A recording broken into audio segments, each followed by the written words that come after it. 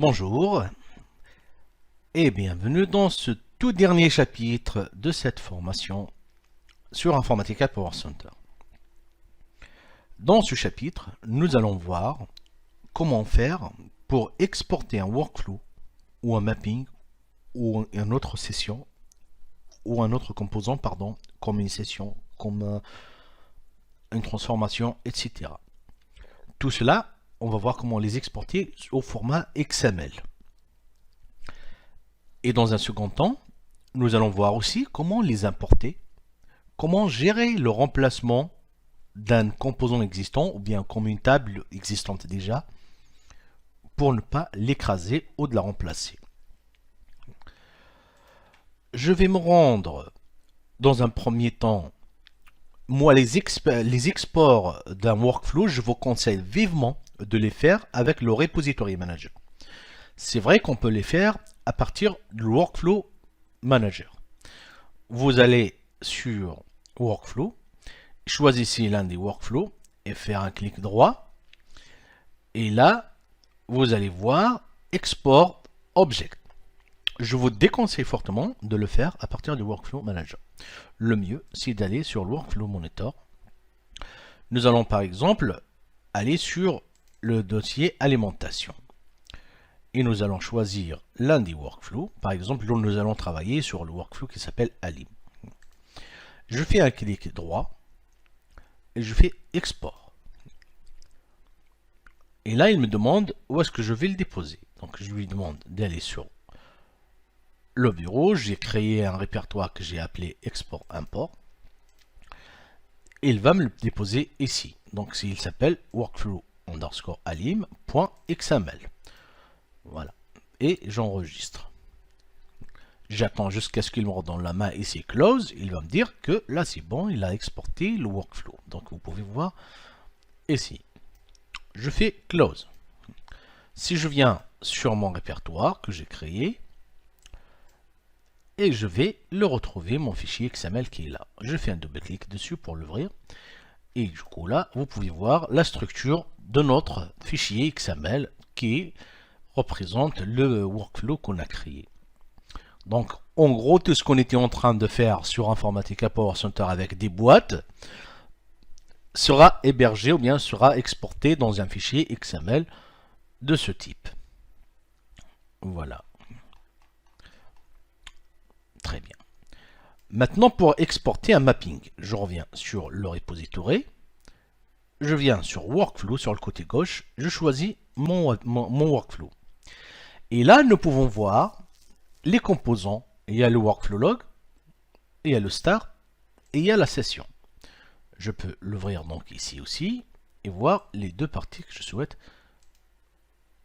exporter. Je peux exporter que le source connexion, bien que le target connexion, bien le session log. Je peux l'agrandir ainsi de suite. Donc là, nous pouvons voir toutes les sessions, toutes les logs que nous avons déjà créés. Voilà. Et pour exporter la session, je reviens vers mon workflow. Voilà, je viens ici, workflow. J'appuie dessus et je viens sur ma session. Je fais un clic droit. Vous pouvez voir que ici, elle est grisée. Ça veut dire que je ne peux pas le faire à partir du workflow de Repository Manager. Le mieux donc pour exporter une session, maintenant, nous allons retourner sur le Workflow Manager. Je vais ouvrir le workflow qui s'appelle WKF Alim et je vais pouvoir exporter ma session en faisant un clic droit dessus. Et je vais chercher où est-ce que je peux l'exporter. Donc pareil, ici, elle est grisée. Cette session, nous ne pouvons pas l'exporter car elle n'est pas comme un objet réutilisable. Pour la rendre exportable, il faut faire l'edit dessus. Et il faut la définir make reusable. Donc, il faut la définir comme un objet réutilisable pour avoir le droit de l'exporter et de l'envoyer à quelqu'un d'autre pour qu'il puisse l'utiliser. Je fais oui, appliquer et OK. Je refais un clic droit, toujours grisé. Et maintenant, pour l'exporter, je vais aller sur le côté gauche et voir Session. vous allez voir ici, il y a une nouvelle session qui vient de se créer, c'est SMAlim, avec, vous voyez ici, il y a un petit symbole tout en vert, recyclage, de type recyclage, c'est-à-dire que c'est une session réutilisable. Et nous allons la retrouver. Et maintenant, si je fais un clic droit dessus, et là, je peux l'exporter comme un objet. Si je reviens sur le test, si je souhaite aussi l'ouvrir ici, je viens de l'attirer ici, je fais un clic droit et je peux l'exporter. Mais au niveau du workflow, je ne pourrai pas exporter cette session. Voilà comment exporter donc des sessions. Nous allons le faire, clic droit, exporter. C'est pareil, si c'est sous un format fichier XML, dans le bureau, sur le dossier export-import. Et voilà, c'est de la même manière qu'on a exporté tout à l'heure le workflow. Si je reviens sur mon répertoire, je la trouve S et le workflow. Maintenant, je vais aller pour exporter mon mapping. Je reviens sur le designer. Donc, retenez bien. Exporter un workflow, c'est dans le repository. Une session, c'est dans le workflow manager. Et un mapping va s'exporter dans le designer. Je viens sur mapping, clic droit, export object. Pareil, je vais le mettre sur ici et j'enregistre. Très bien. Maintenant, si je souhaite importer le workflow, je vais me connecter sur un autre répertoire. Par exemple, je viens sur le répertoire fonction char, celui juste en bas. Je viens sur le repository aussi. Je me connecte sur ce répertoire, bien sûr, sur folder. Et je vais aller dans repository tout en haut, faire import object. Et je vais choisir l'objet sur le bureau. Et dans le dossier, import, export. Export, import, pardon. Je choisis le workflow. J'appuie sur ouvrir. Maintenant, faire suivant. Et ici, il va me demander qu'est-ce que je souhaite importer dans ce workflow. Est-ce que je souhaite importer que les sources, que les targets, que les mappings, la session ou encore le workflow complet. Je fais sélectionner le tout pour avoir un workflow en entier. Donc je fais Add All. Je fais suivant. Là, il me demande d'où est-ce que vous allez le récupérer. Je lui dis c'est un workflow qui a été récupéré depuis un folder qui s'appelle alimentation. Car si vous constatez à l'intérieur du fichier XML que nous avons exporté, nous avons le folder name qui s'appelle alimentation. C'est à partir de là qu'il a récupéré le nom du folder d'origine de ce workflow. Et lors de l'importation, il va le renommer automatiquement avec le nouveau qu'on lui donne ici. Donc là, je vais lui dire que ça va être dans le folder fonction char. Je fais OK. Je fais suivant. Est-ce que je souhaite rajouter des rôles? Est-ce que je supprime des rôles? Je peux rajouter un rôle sur des objets. Par exemple, all object. Et si j'ai pas de valeur, select resolution. Qu'est-ce que je souhaite donner? Est-ce que ça va être réutilisable, replace, et ainsi de suite. Ou bien renommer.